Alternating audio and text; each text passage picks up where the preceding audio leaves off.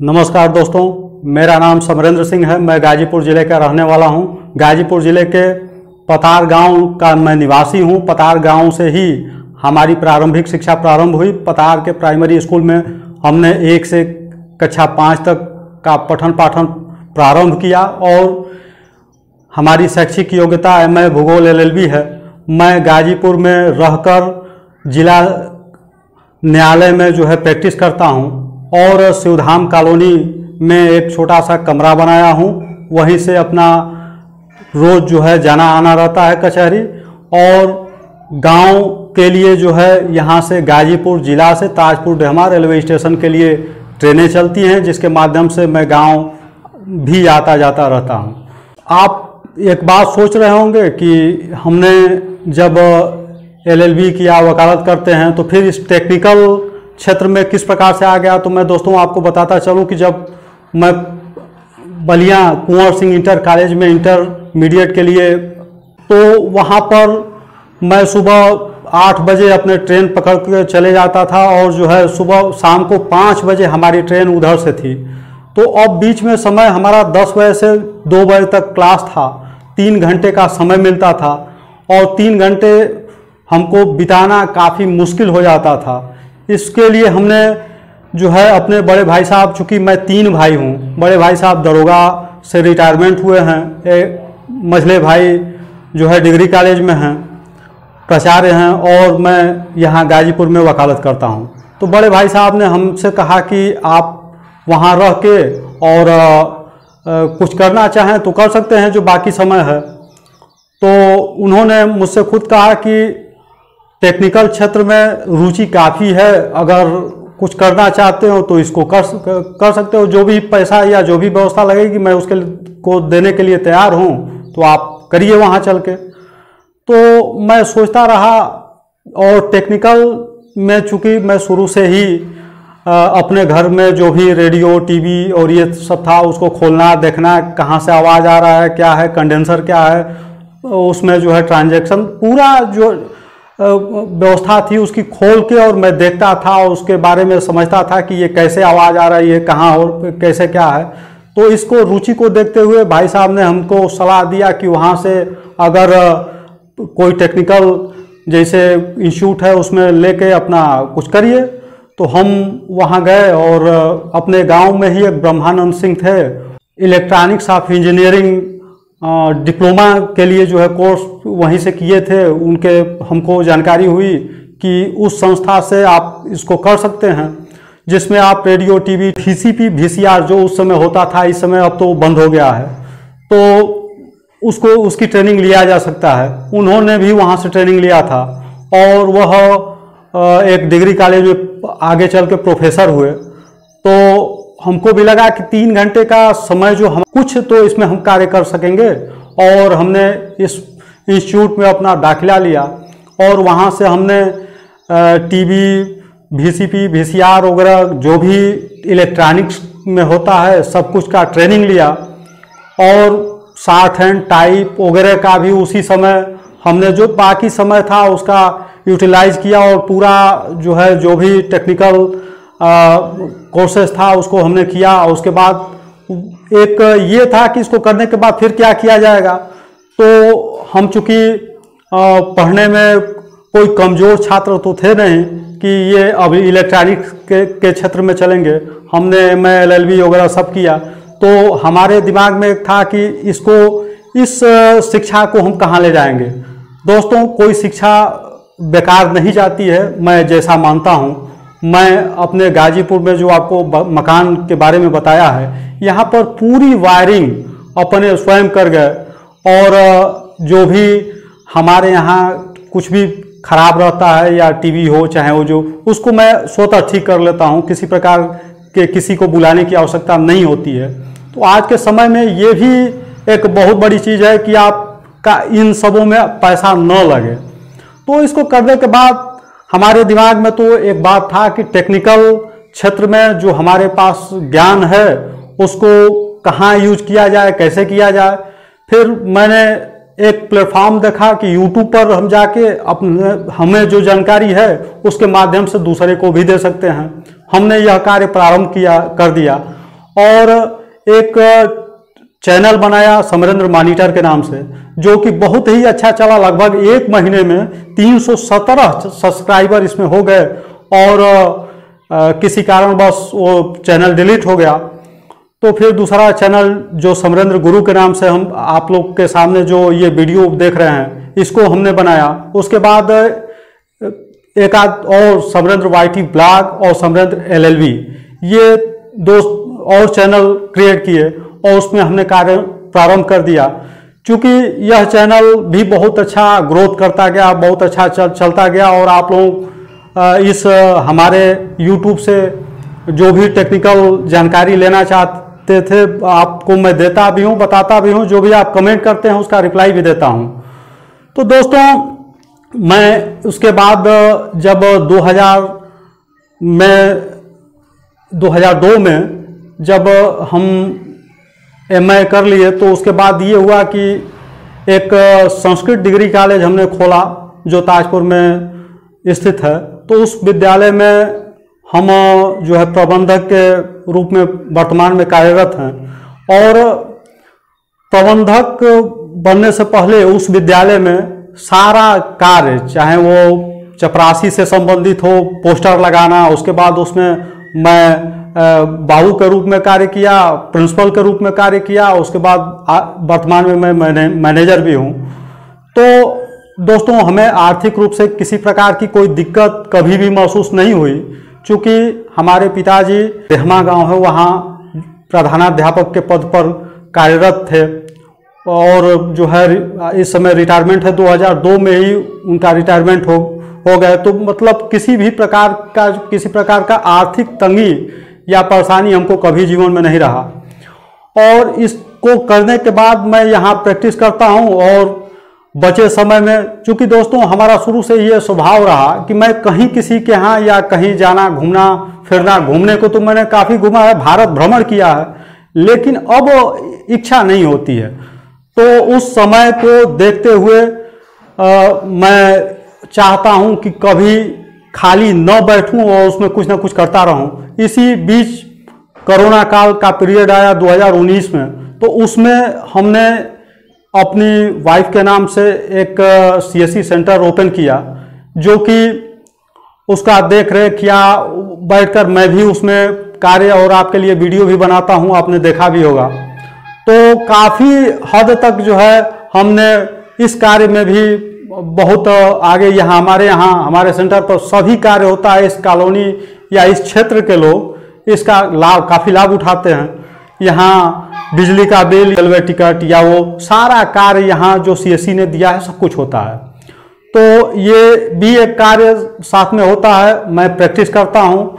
और हमने जीवन में जो है ये नहीं सीखा कि इसको, किसी भी कार्य को, कौन सा कार्य बड़ा है, कौन सा कार्य छोटा है। क्योंकि दोस्तों, मैं किसी भी कार्य को अपने नज़र से उसको बड़ा नहीं मानता और नहीं छोटा मानता हूँ। मैं ये मानता हूँ कि अगर आप उसमें लगे हैं, उसको करना चाहेंगे तो निश्चित रूप से करेंगे, और लोग करते भी हैं। हमने भी देखा है कि इसको किया जा सकता है। क्योंकि हमने इसमें रहते हुए जो भी कार्य आता है, देखना, करना, उससे संबंधित आपको भी अवगत कराना, सब कुछ मैं करता रहता हूं। और एक साथ में जो हमारा कार्य है वकालत से संबंधित, वो भी बहुत अच्छा चलता है, कोई दिक्कत नहीं है। तो एक बात मैं आपको बताता चलूं कि लोग कहते हैं भाग्य में है तो ये हुआ, भाग्य में हुआ तो ये हुआ।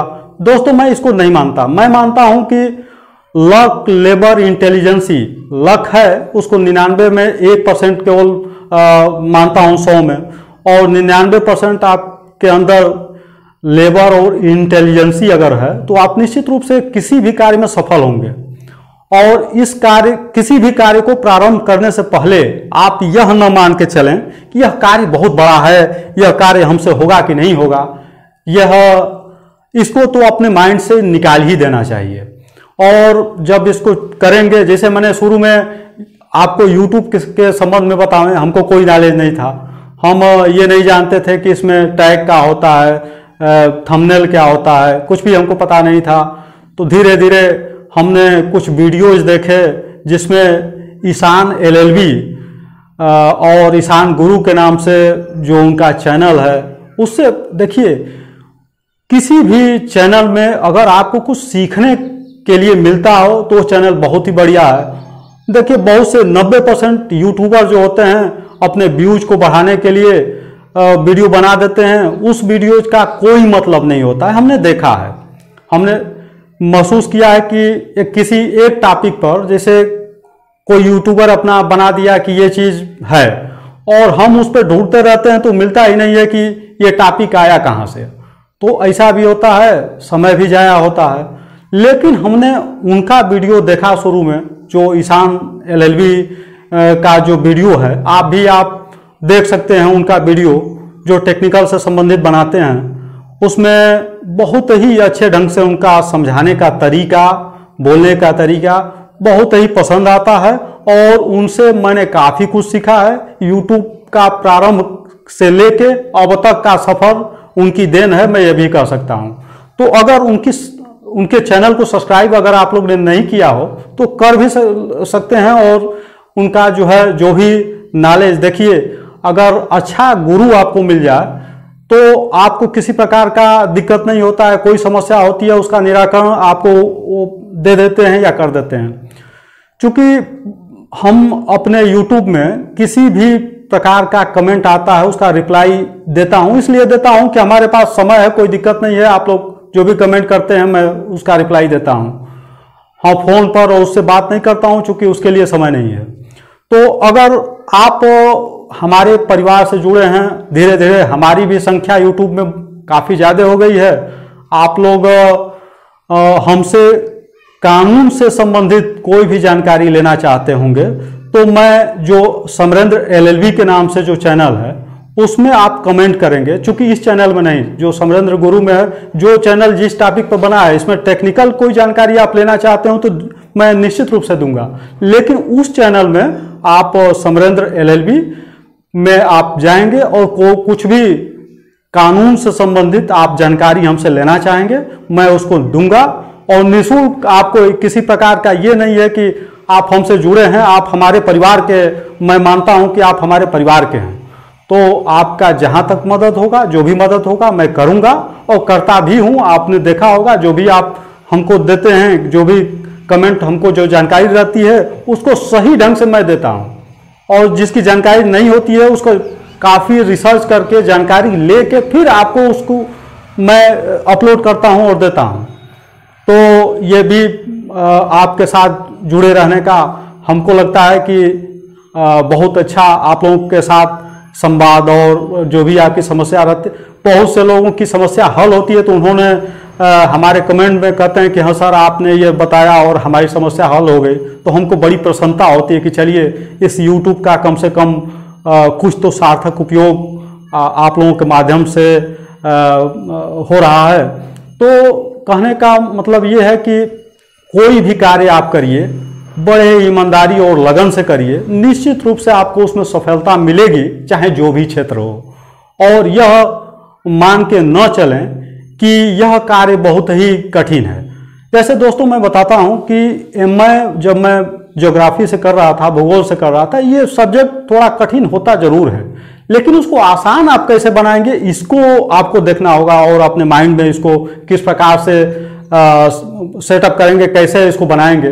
देखिए बहुत से आपने पुस्तकों में पढ़ा होगा, जैसे हमबोल्ट ने ये कहा, हरि गोविंद खुराना ने यह कहा, उनका एक मत है।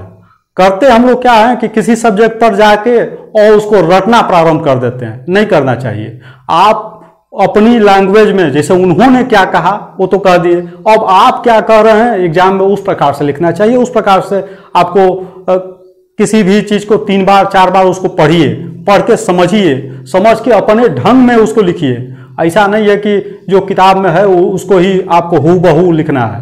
अब हो सकता है कि वो जो लिखा है उससे भी आप बेहतर लिख सकते हो। तो इस कार्य के लिए आप वो करेंगे, पढ़ना चाहिए, 2-3 बार पढ़िए, 3 बार पढ़िए, निश्चित रूप से वो आपको समझ में आ जाएगा।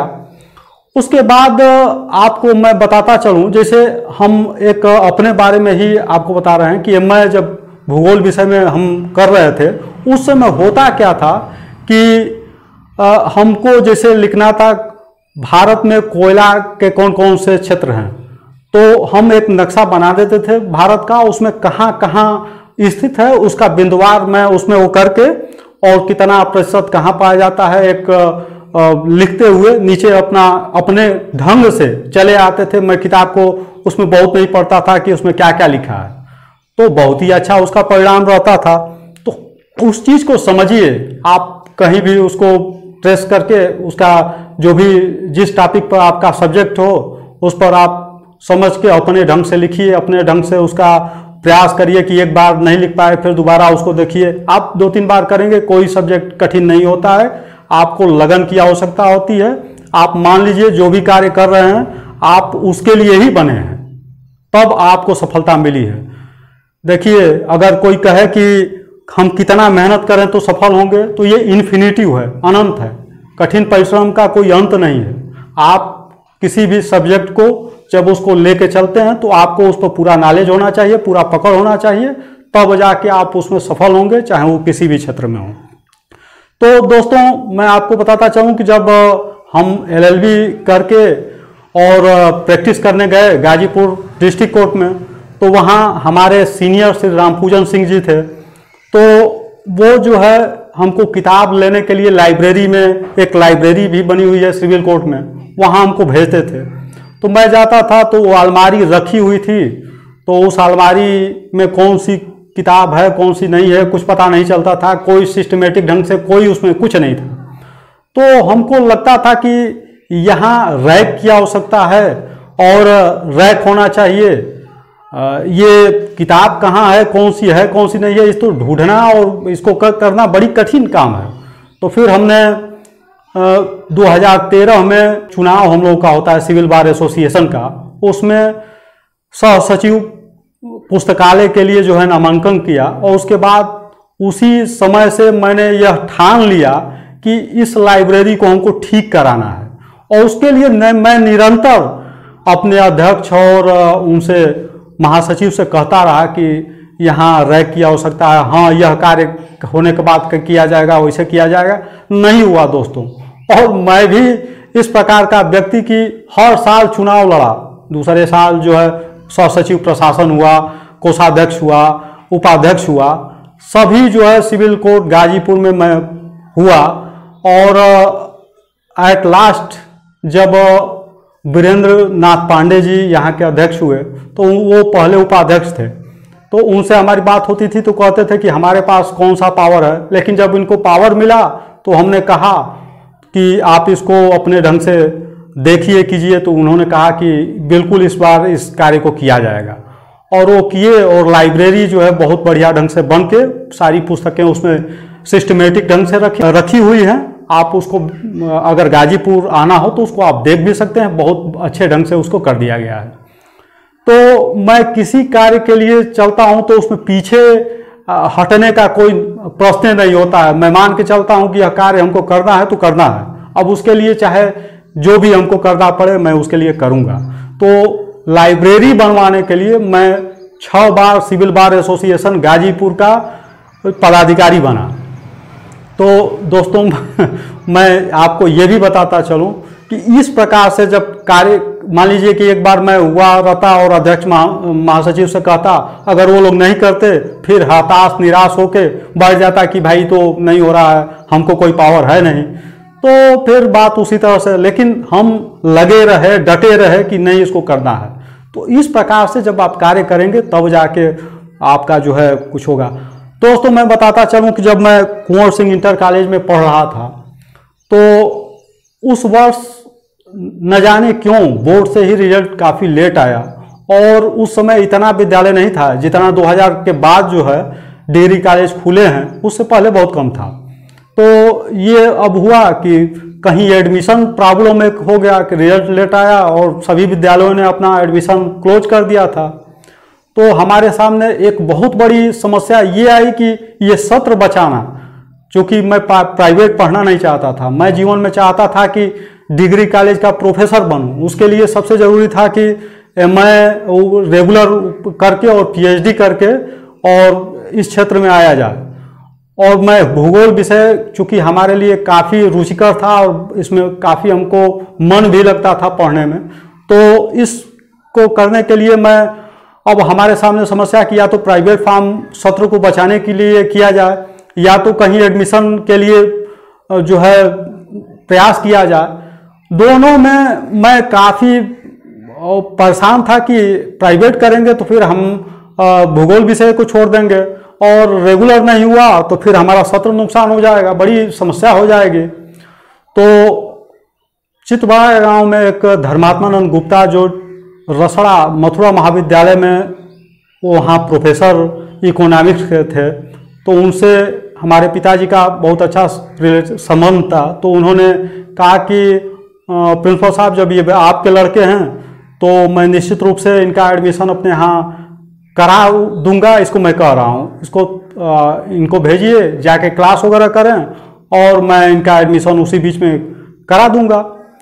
दोस्तों मैं अपने गांव से साइकिल से पतार से रसड़ा 22 किलोमीटर की दूरी जाता था और आता था रेगुलर। और यही नहीं, किसी दिन कॉलेज बंद हो जाता था तो फिर साइकिल से तुरंत वापस भी हो जाता था। तो इतना हमने मेहनत किया है। और वहाँ एडमिट जब 2 महीना बीत गया, मैं पढ़ता रहा, क्लास में कोई हमको कुछ पूछता था तो हम कहते थे कि हमको धर्मात्मानंद जी बैठाए हैं, तो कोई कुछ कहता नहीं था। लेकिन हमको ये था कि कहीं हम पढ़ भी रहे हैं और हमारा एडमिशन भी नहीं हुआ तो बड़ी समस्या हो जाएगी। हालांकि धर्मात्मानंद जी कहते थे कि निश्चित रूप से होगा, इसके लिए आप निश्चिंत रहिए। तो एक दिन उनका फ़ोन आया कि आप जाके अपना डॉक्यूमेंट्स हाई स्कूल इंटरमीडिएट और उसका सब जमा करिए और वहाँ अपना एडमिशन ले लीजिए। तो हमने क्लर्क से जाके कहा तो कहे कि हाँ धर्मात्मानंद जी कहे हैं, उनको दिया अपना डॉक्यूमेंट्स, हमारा एडमिशन हो गया, हमारा सत्र बच गया। सबसे बड़ी चीज़ ये कि हमको सत्र बचाना था और हमारा सत्र बच गया। तो हम 22 किलोमीटर की दूरी ये जो है साइकिल से जाके और करते थे। और इसी को मैं आपको कहना चाहता था कि किसी भी परिस्थिति में आपको हार नहीं मानना है, चाहे वो दूरी हो या कोई भी परिस्थिति हो। अब दोस्तों समय के साथ एक चीज़ हमने ये देखा है कि जो आप चाहते हैं वो नहीं होता है। हम तो चाहते थे डिग्री कॉलेज में प्रोफेसर बनना, नहीं बन पाए। अब उसका रीज़न ये था कि 2001 में जो है हमारे एक जीजा जी हमारे पिताजी से कहे कि इनको हम टीटी बना देंगे, इनको लखनऊ भेजिए, चंडीगढ़ ले जाना है। तो उसी में हमको रोज़ बुलाते थे, आज चलिए तो कल चलिए। हमारी पढ़ाई भी डिस्टर्ब।